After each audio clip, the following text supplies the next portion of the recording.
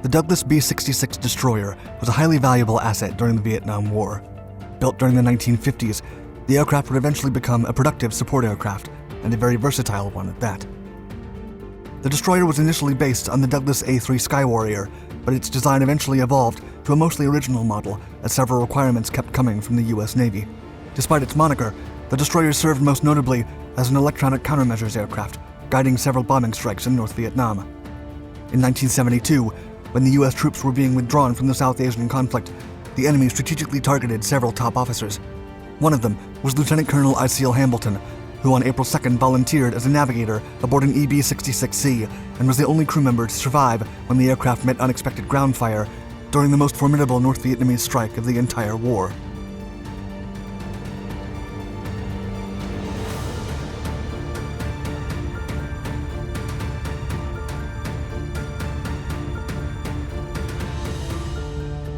Redesigning an aircraft. Before the era of satellites and drones, the US Air Force relied only on aircraft for air surveillance. As such, the need for a lighter land-based airship was needed, and the US Navy used the heavy carrier-based A-3 Skywarrior as a starting point. When negative claims about the A-3's performance were validated and pressure was mounting because of the Korean War, the US Air Force decided to develop a variant. The objective was to replace the obsolete Douglas A-26 Invader with this new aircraft, which would serve as a light tactical bomber.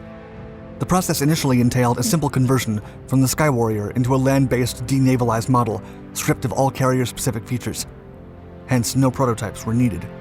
The Air Force then acquired 5 pre-production models being developed by the Navy, but the initial plans evolved when the Air Force determined that this aircraft needed to carry out low-level nuclear strikes, as opposed to high-altitude ones like its predecessor. As a result, the Skywarrior's J-57 turbojet engines were swapped for 2 Allison J-71s, a modification that demanded a complete redesign of the power systems, repositioning the hydraulic pumps and generators onto the engines, while no longer being fed bleed air from within the fuselage. Other changes included a different pressurized crew compartment structure, landing gear, and even door geometry. The fuselage and wing were designed from scratch. Aviation authors Bill Gunston and Peter Gilchrist observed that, quote, "The history of the aviation is sprinkled with aircraft which, to save money, were intended to be merely a modified version of an existing type. In very few cases, it actually happened like this. The B-66 is a classic example. The destroyer had 10,200 pounds of thrust, which translated to a maximum speed of 585 miles per hour. Its cruise speed was 525 miles per hour. Its range was 1,800 miles, and its ceiling reached 43,000 feet.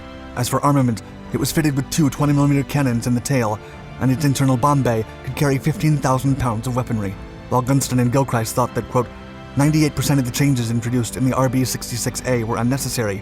The new ejection seats added to the B-66's design would save many lives in the future." Operational history. The Douglas B-66 destroyer flew its maiden flight on June 28, 1954. The first 5 pre-production RB-66As significantly contributed to improvements in the production aircraft, and by January of 1955, the first production model, B-66B, was already flying, with deliveries commencing roughly a year later. After being introduced in 1956, a total of 254 destroyers were produced with different configurations. Despite its haunting moniker, the first batch of 145 RB-66Bs was actually a photo reconnaissance version with a crew of 3. Many models served in tactical reconnaissance squadrons in the United Kingdom and West Germany, and a total of 13 B models were eventually modified to electronic countermeasures aircraft, labeled EB-66Bs. The B model then branched into the RB-66C, the first of which was explicitly designed from the onset for electronic intelligence missions. It featured additional specialized equipment and housed 4 extra crew members in the former bomb bay, now a work area. The C model was outfitted with distinctive wing pods to accommodate receiver antennas, similarly to the belly-mounted blister. Only 36 of this version were produced, several of which operated near Cuba during the missile crisis and were later deployed to Vietnam. By 1966, they were redesignated EB-66C. Another version developed by the Air Force was a weather reconnaissance model, the WB-66D, which would inspire the Northrop X-21 variant with an experimental wing. However, the WB-66D didn't have such a crucial impact as the ECM B-66. This version played a key role in strikes against North Vietnam, detecting enemy radar emissions and providing invaluable data on enemy positions. Moreover, the aircraft could jam the enemy signals and confuse their defenses. Some models were even used as pathfinders, guiding bombing strikes through rough weather. The unarmed B-66 variants flew several missions during the Vietnam War, gathering electronic intelligence, providing protection for bombing missions, and flying oval patterns over North Vietnam. But when a B-66 was shot down by a MiG, the aircraft were deemed too vulnerable and consequently ordered to fly outside enemy airspace. The last B-66s would be retired in 1975. Trawler. 3 years before the B-66 destroyers were retired, one particular mission, led by expert navigator Lieutenant Colonel Iceal Hambleton, would become the most expensive air rescue operation of the entire war. During the Easter Offensive launched by North Vietnam against their southern counterparts on March 30th, 1972, a large concentration of anti-aircraft weaponry, supported by 2 tank regiments of 150 Soviet tanks and the North Vietnamese army, covered the area between the Cam Lo and Dong Ha bridges. News of the unexpected movement south of the demilitarized zone reached the American headquarters in Saigon, and on April 2nd, Hambleton volunteered to board an EB-66C and gather signals intelligence, while a newer version, the EB-66E, would jam surface-to-air radar guidance systems. The destroyer's task was to troll the missiles by performing a maneuver known as the SAM break, in which the aircraft would do a quick dive past the rising missile, followed by a violent pull-up and change of direction. This dangerous feat had been used hundreds of times during the war. Bat-21 and Bat-22 were the call signs for the 2 EB-66s from the 42nd Tactical Electronic Warfare Squadron, and they were escorted by 3 B-52s, tasked to bomb Mu Gia. But when the squadron reached the south of the demilitarized zone, they were met by unexpected anti-aircraft fire and surface-to-air missiles, or SAM. The destroyers managed to thwart the first volley of missiles, but 2 more SAMs were then fired optically, delaying the targeted aircraft's response. By the time the guidance systems were turned on, it was too late for Bat-21 to dodge the missile, and the pilot ordered the crew to eject.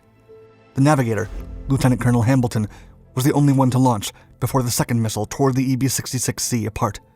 The survivor was seen landing safely and immediately sent his distress signal. However, he landed among tens of thousands of North Vietnamese elements.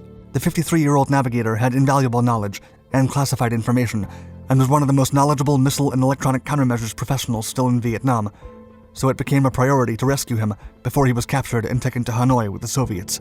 Hambleton was wounded from the explosion and ejection, but with 9 months left for his retirement, he was determined to return home. Search and rescue aircraft came to his aid, but the pilots were received by ground fire so intense that it was only comparable to anti-aircraft fire around Hanoi. This attack would become the most significant combined armed confrontation by the North Vietnamese during the war. Hambleton himself would eventually guide the airstrikes from the ground, aiming at nearby enemies and correctly calculating their positions. It is said that the lieutenant always remained calm and centered, even under life-threatening circumstances. But trying to rescue the navigator cost the Air Force 5 aircraft, 11 men, and 2 captures. The Stars and Stripes magazine described the operation as, quote, the biggest U.S. air rescue effort of the war. In addition, a no-fire zone within 17 miles of his position was enforced, which indirectly cost the lives of thousands of South Vietnamese who were deprived of air support and artillery. 5 days after Hambleton was downed, it was clear that an air rescue would not be possible. Navy SEAL Thomas R. Norris, one of only 3 SEAL officers remaining in the country, was then dispatched to get Hambleton, accompanied by South Vietnamese Nguyen Van Kiet. Knowing that their communications were being monitored, Hambleton was given directions in code using golf terms. Quote, you're going to play 18 holes, and you're going to get in the Swanee and make like Esther Williams and Charlie the Tuna. The round starts on number 1 at Tucson National. His first thought was, quote, what have you been smoking? But he figured out his rescuers were using his broad knowledge of golf and golf courses. As he moved towards a water body, Norris and Nguyen, disguised as fishermen, rowed to his rescue. Hambleton was dehydrated, fatigued, and hadn't eaten in over a week. He couldn't continue when he found the water obstacle and simply laid down, waiting to be rescued. Finally, the SEAL officer and the South Vietnamese commando got to him and carried him back home. For this feat, Norris was awarded the Medal of Honor, and Nguyen was given the Navy Cross, the only South Vietnamese sailor who earned it during the war.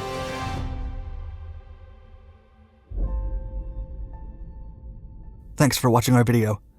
Please leave us a comment and click on the bell icon to be notified of our newest content. And don't forget to subscribe to all our Dark Documentaries channels for more historical content.